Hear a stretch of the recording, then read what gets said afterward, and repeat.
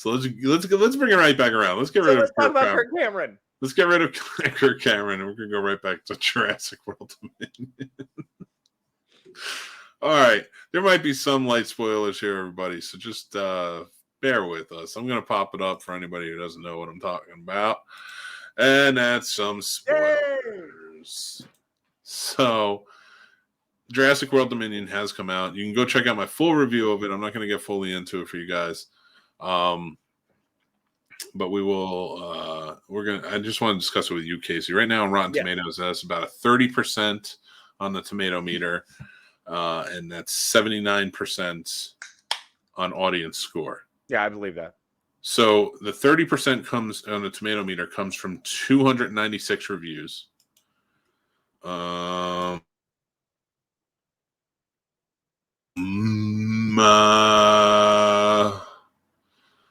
And 79% comes from 5,000 plus verified ratings. Well, here's my thing, man. If you're talking about those ratings, and you're talking about things on that level where, look at the other Jurassic World movies. The first Jurassic Park was amazing. Mm-hmm. The other ones were fine. They're good movies. They got pandered. They got crapped on because they weren't the level of what the first one was. We're getting the same thing here. Jurassic World, the first movie, came back and brought everybody in and made us all excited again. And then the second movie came out and it didn't get as much love. And people pandered it. But you still get hundreds of millions of dollars from people going to see it. Yeah. And we're getting this exact same thing here, which I'm curious because you have seen it. You do have a review. What is it that is bringing people to give this sort of blasé review as a reviewer, as one of the intelligent ones? Speak to me. I wouldn't. Don't put that label on me. Mike Corbin Burnson. It's boring to say. I know you just gave me this really beautiful thing of almost like I'm supposed to come out with some eloquent reasoning for why it's just a boring movie. Is it really? I mean, is there excitement? Of course there is. You get some dinosaur excitement, and that's fun. Wait, dinosaur excitement like sexually? I wish. Oh, I wish that would have been. No, better. It's just it's these characters and kind of like the parallels are running with them with Owen and Claire's character having to try and get their daughter back, Maisie from the last one, and Blue's baby raptor, which gets taken. So they go. Wait, so they're hunting two babies? Well, Radar. Yeah, that's true. They are. If they had sold this as Jurassic World baby hunting, I feel like that would have gone over way better. well, okay, so let's think about this. The precipice for what gets everybody sort of their motivation to do everything they're doing. It does not rely on the dinosaurs. So when you get this last movie where they release the dinosaurs and then you get a short film that kind of shows you that people are just living with dinosaurs around now. And then this shows up and it comes out. And yes, Radar, to answer your question, type it out and I'll put it up. So you have this world that now is invaded in a sense by these dinosaurs and people have to live that way. And there could be a really interesting way to do it. No, the whole focus is this company has created giant locusts that attack fields that aren't provided by them. Oh my God. So BD Wong is all in it just making locusts now? Yeah, basically. And look, I just saw him in Nora from Queens, so I don't want him sullied as not an amazing bad guy. Because if he's going to be stoner chill fucking crazy dad over here, I need him to be a psychopathic maniac on this side because he's a mad scientist. He's redemptive in this. No. It's Dodson. Dodson is the bad guy. Dodson. Dodson. We got Dodson here. No, see, no one cares. No, I don't fucking care. It's fucking dead. No one cared about Dodson in the first fucking movie. The fuck do I care about Dodson now in his Barbasol bullshit can? This is actually really cool. Actually, it's funny that you said that. It's because no, it's Barbasol guy from Sure. You had dinosaurs and I paid for dinosaurs. You gave me a plague. Yeah, because the locusts are like this big. So Now, like, here's the thing, though. Wait, but do the locusts help solve world hunger? Because now you can just fucking eat the giant locusts. Yeah, fair enough. Well, no, because they attack in swarms and like they're so huge they can kill people. Like Don't we have if you gas? get, I mean, Monsanto's got all this fucking gas and this other shit killing everything else. Come on. all right, tone down the politicalism. I understand this week has been tough. We got enough political shit in Jurassic World. IGN is a company that literally makes how they made new dinosaurs. Why can't they make something to destroy the locust? Because they're not all right. So they don't exist anymore. I don't think. Oh, InGen's gone. Oh, that's right. InGen was destroyed in like 2 movies ago. Yeah. Yeah, like this company is called Biosyn, and it's owned by fucking Barbasol King guy. So, and from the first one. That's it. So they're doing this, and they're trying to clean it. So it's fucking stupid. So clearly. But here's the thing: the locust storyline. That's the reason Ellie Sadler comes back, because she's investigating that. No, I understand. Look, a biologist. That makes sense. So biologist. Yep. That's why she's out there, and because she catches one. Mm-hmm. And sees that it's a genetics thing. Ian Malcolm, who works for the company, are tipping her off. Oh my God. So she goes to, because when she catches one, she does tests and sees that it's like clones and stuff like that, and they're messing with it. She goes to Dr. Grant to pull him back in and be like, hey, and if you come with me, you can help me. We can travel around, because of Jurassic Park. When she finds Dr. Grant, he's just in like a flannel, some boxers, and a shotgun. No, he's well put together and still teaching. Boo. He's literally the same character he was when we last saw him. I mean, I get that. He doesn't need growth. Well, no, that really doesn't. See, that's what bothers me about this. When you see Dr. Grant, and that's why I didn't like the third one either. Like, you saw a change in character from Ian Malcolm from the first one and the second one. Oh, absolutely.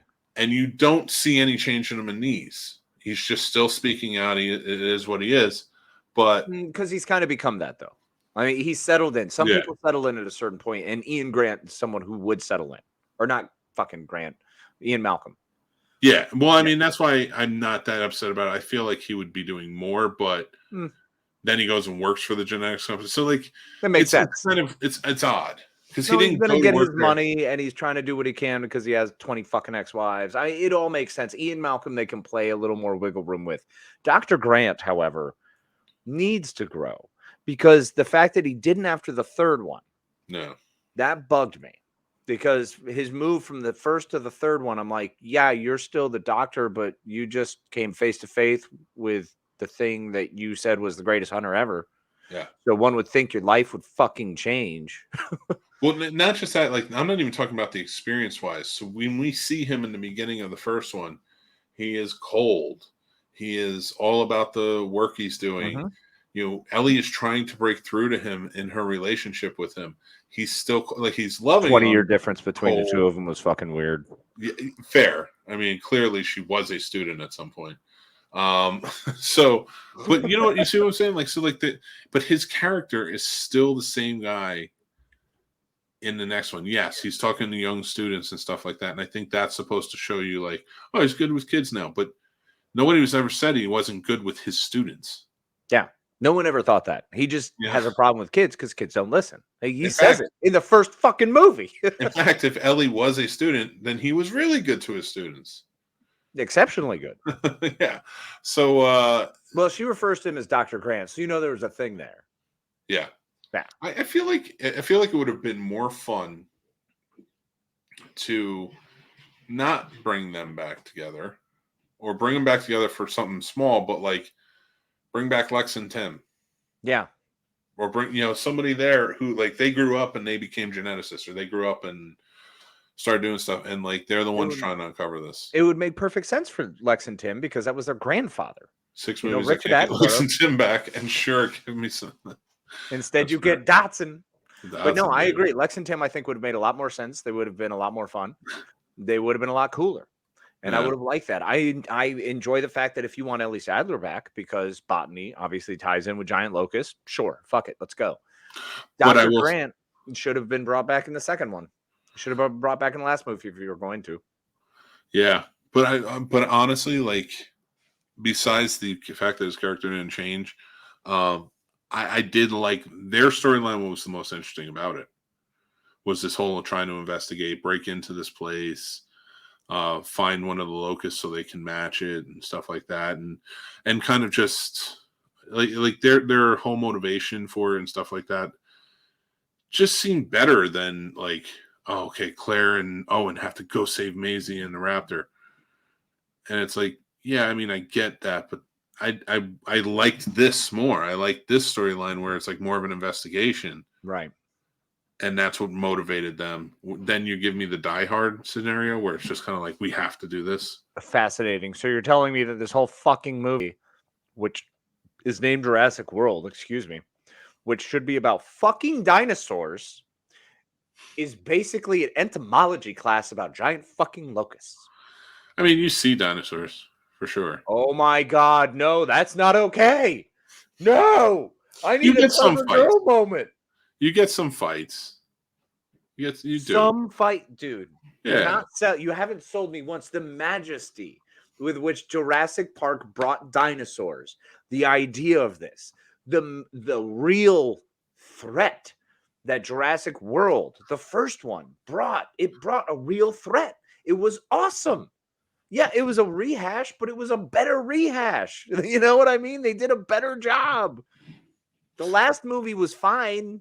It was fine. It was fine. I didn't care. I don't fucking care. I just want my giant dinosaurs, and they gave me plenty of that. And you know what I got in this? Bugs. You get fucking giant bugs. Go fuck yourself. You'll see some giant dinosaurs, but you'll see like 4 different versions of the raptor, and it's just fucking weird. They couldn't have at least gotten one extra. So they debunked that years ago after the first one. The filmmakers said they weren't doing that. Oh yeah, they weren't going to have the Owen kid. Yeah. That movie should have been people protecting Maisie versus people wanting to slingshot her into a T-Rex for getting the dominoes. Oh my God. Goddamn dinosaurs. Yeah, they should have. Yeah, man. I mean, that was one of the other things is when she lets all the dinosaurs free, it's like, I struggled with that because I love animals and it's not their fault, but they lost the planet and we can't coexist. Yeah. We have very different things.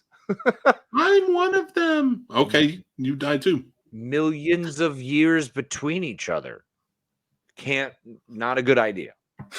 The second movie would have been so much funnier. Like, they're all dying from the gas. Yeah. And they're watching it, and they're just like, and she's just like, but I'm one of them. And like Owen like puts a rag over his mouth and pushes her through the door. Or he just comes up, he's just stroking her hair. I know, Maisie. And then just slowly holds her body. She just goes down. It's so bad. It really is. Every time you do that, after like mimicking like death, like, and you go shh, it's like so bad. All right, I know. All right, we got one more thing to talk about, and then I'm going to bed.